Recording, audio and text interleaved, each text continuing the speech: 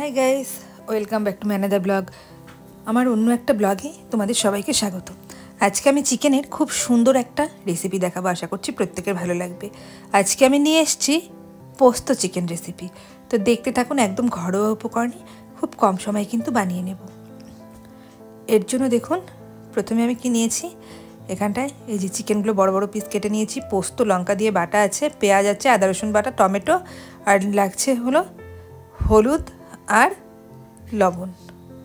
আর একটা গরম মশলা বানিয়ে নিতে হবে, সেটা হচ্ছে ছোটো এলাচ, বড় এলাচ, দারচিনি, গোলমরিচ, লং, জয়ত্রী, তেজপাতা। আমার কিন্তু এক্সট্রা অন্য কোনো মশলা লাগছে না। তো কীভাবে বানাচ্ছি দেখতে থাকুন। প্রথমে কড়াইতে কিছুটা তেল দিয়ে দিলাম, তার মধ্যে 1 চামচ মতো ঘি দিয়ে দিলাম। এই রান্নাতে কিন্তু একটু ঘি ইউজ করতে হবে, তাহলেই কিন্তু খেতে টেস্ট আসবে। তো ঘিটা গলে যাওয়াতেই মানে তেল এবং ঘি গরম হওয়ার পরে পেঁয়াজ দিয়ে দিলাম, দিয়ে একদম লো ফ্লেমে কিন্তু পেঁয়াজটাকে খুব সুন্দর করে লাল লাল করে ভেজে নিতে হবে। তো দেখুন বন্ধুরা, আমি লো ফ্লেমে কিন্তু 5 মিনিট ধরে ভেজে ফিরে এলাম। পেঁয়াজের কালার কিন্তু অনেকটাই চেঞ্জ হয়ে গেছে, মানে খুব সুন্দর হালকা হালকা লাল লাল কিন্তু চলে এসেছে। তো আমি আরও 5 মিনিট ধরে পেঁয়াজটাকে ভাজবো।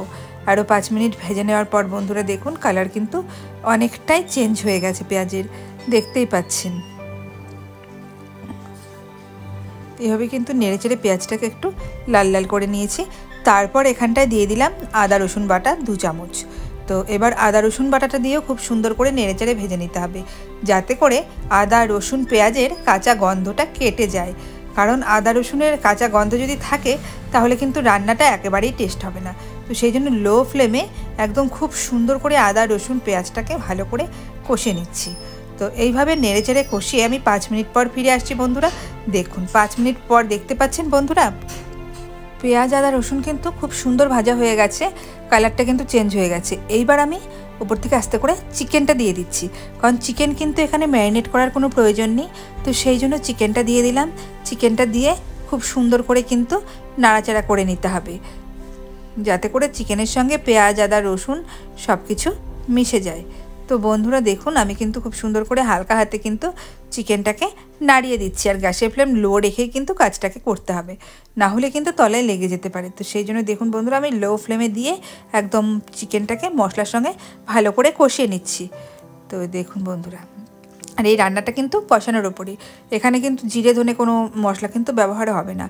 তো দেখুন বন্ধুরা, পেঁয়াজের সাথে খুব সুন্দর করে চিকেনটা একটু কষিয়ে কষিয়ে নিয়ে তারপর এখানটায় দিয়ে দিলাম স্বাদ মতো হলুদ লবণ। আপনাদের আবারও বলছি যে লবণটা কিন্তু আপনারা একবার একটু হলেও দেখে দেবেন, কারণ যদি একবারে বেশি না দেওয়াটাই ভালো, কারণ বেশি হলে কিন্তু একেবারেই টেস্ট আসবে না। পোস্ত চিকেনে লবণটা একটু সামান্য একটু কম কম, মানে হালকা লবণই ভালো লাগে খেতে। তো এইবারে ওপর থেকে দিয়ে দিলাম টমেটো কুচি। তার টমেটোটা দিয়ে খুব সুন্দর করে নাড়াচাড়া করে নিতে হবে, আর গ্যাসের ফ্লেম একদম লোতে রাখতে হবে, যাতে করে চিকেনের জল বেরোয়, চিকেনের জলেই চিকেনটা কষানো হয় এবং টমেটোটাও যাতে নরম হয়ে আসে। এই জন্য কিন্তু আমি ঢাকা দিয়ে দিলাম। আর পাশে একটা শুকনো কড়ার মধ্যে যে গরম মশলাটার জন্য আমি বলেছিলাম নিয়েছিলাম, সেটাকে আমি দিয়ে দিলাম, দিয়ে খুব সুন্দর করে রোস্ট করে নিতে হবে, মানে খুব সুন্দর ভেজে নিতে হবে। দেখুন বন্ধুরা, আমি 2-3 মিনিট ভাজার পর খুব সুন্দর কিন্তু এর থেকে একটা সেন্ট বেরিয়েছে। তো মশলাটা কিন্তু অলরেডি আমাদের ভাজা হয়ে গেছে। এইবার এদিকে একটুখানি দেখে নিচ্ছি যে চিকেনটার কী খবর। তো দেখুন বন্ধুরা, চিকেন থেকে কিন্তু অনেকটা জলও উঠেছে, আবার তেলও ছেড়েছে, দেখতেই পাচ্ছেন। এবার খুব ভালো করে নেড়ে চেড়ে কিন্তু আবারও মশলার সঙ্গে টমেটোর সঙ্গে পেঁয়াজ টেয়াজ সব কিছু একসঙ্গে কিন্তু কষাতে হবে। এই রান্নাটা বন্ধুরা যতটা কষিয়ে রান্না করবেন তত কিন্তু খেতে টেস্ট হবে এবং দুর্দান্ত লাগবে। এই রেসিপিটা একদম হালকার মধ্যে কিন্তু অপূর্ব স্বাদ হয়। তো দেখুন বন্ধুরা, আমি লো ফ্লেমে রেখে সব কিন্তু ভালো করে কষিয়ে নিলাম। নিয়ে এইবারে এখানটায় আমি যে পোস্ত চিকেন বলেছি, তার পোস্ত মেন ইনগ্রেডিয়েন্টসটা হচ্ছে পোস্ত। এবার এখানে পোস্ত বাটাটা অ্যাড করে দিলাম। পোস্তর মধ্যে কিন্তু আমি ঝালের জন্য কাঁচা লঙ্কা দিয়ে বেটে নিয়েছি। এখানে আমি 6টা কাঁচা লঙ্কা ইউজ করেছি। আপনারা যারা যেরকম ঝাল খাবেন লঙ্কাটা একটু বাড়িয়ে কমিয়ে নেবেন, তাহলে কিন্তু কোনো অসুবিধে নেই। তো দেখুন বন্ধুরা, পোস্তটা দেওয়ার পর খুব সুন্দর করে নেড়ে চেড়ে কিন্তু চিকেনটাকে কষিয়ে নিচ্ছি। তা দেখতেই পাচ্ছেন তেল ছাড়ছে মশলা থেকে। তো চিকেন কষানো অলরেডি কিন্তু আমাদের হয়ে গেছে।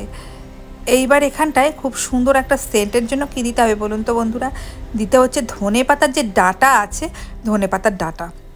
ধনে পাতার ডাঁটার কিন্তু একটা আলাদা সেন্ট রয়েছে, খুব সুন্দর একটা সেন্ট। তো সেই জন্য ধনে পাতার ডাঁটাটা এখানটায় অ্যাড করে দিলাম, দিয়ে আবারও ভালো করে নেড়ে চেড়ে সুন্দর করে একটুখানি কষিয়ে নিচ্ছি। মানে চিকেন কিন্তু চিকেন বা মাটন বলুন যতটা কষাবেন ততটাই কিন্তু টেস্ট বাড়বে। এবার এখানে 1 বাটি মতো জল ইউজ করলাম, ছোটো বাটির জলটা কিন্তু আমি খুব ভালো করে ফুটিয়ে নিয়েছিলাম, সেই ফোটানো জলটা ইউজ করলাম, কারণ কাঁচা জল মানে ঠান্ডা জল দিলে কিন্তু রান্নাটা একেবারেই টেস্ট হবে না। তো জলটা দিয়ে একদম লো ফ্লেমে রেখে আমি ঢাকা দিয়ে দিলাম। ফিরে এলাম 10 মিনিট বাদে, বন্ধুরা দেখুন ঝোল কিন্তু অলরেডি ফুটছে। এবার এখানে স্বাদের জন্য সামান্য পরিমাণ চিনি ইউজ করলাম, আর যে গরম মশলাটা বানিয়ে রেখেছিলাম সেই গরম মশলাটা কিন্তু অ্যাড করে দিলাম, দিয়ে খুব ভালো করে নেড়ে চেড়ে একটু মিশিয়ে দিলাম।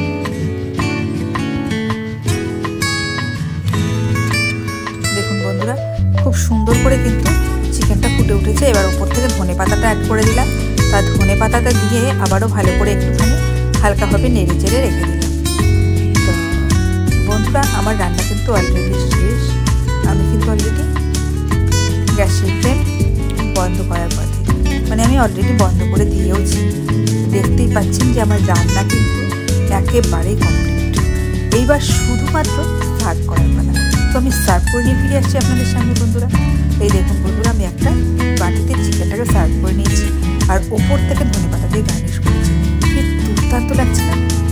আমার তো অসম্ভব সুন্দর লাগছে।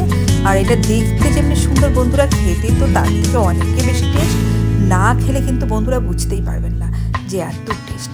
তো আমার সবার কাছে রিকোয়েস্ট হলো বন্ধুরা, আমার ভিডিওটা স্কিপ না করে তোমরা আমার রেসিপিটা দেখে রেসিপি বানিয়ে নাও, আর কেমন লাগলো আমাকে কিন্তু অবশ্যই জানিও।